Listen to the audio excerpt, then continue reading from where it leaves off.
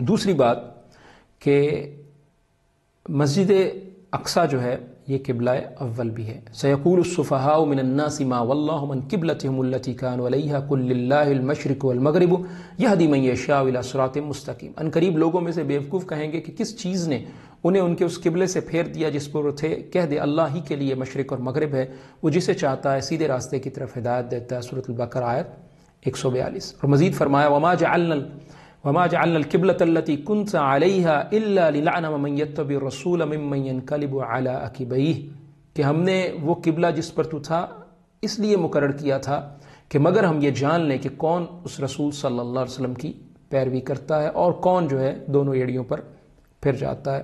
یہ آیت 143 ہے سورۃ البقرہ. تو رسول اللہ صلی اللہ علیہ وسلم مکہ میں بیت المقدس یا مسجد اقصیٰ کی طرف رخ کر کر نماز پڑھتے تھے. ہجرت کر کے مدینے پہنچے تو تب بھی 16-17 ماہ بیت المقدس کی طرف منہ کر کے نماز پڑھتے رہے. تو پہلے بیت المقدس کو قبلہ مقرر کر کے قریش اور ان کے ساتھیوں کی آزمائش ہوئی، پھر بیت اللہ کو قبلہ مقرر کر کے مدینہ میں اہل کتاب کی آزمائش ہوئی.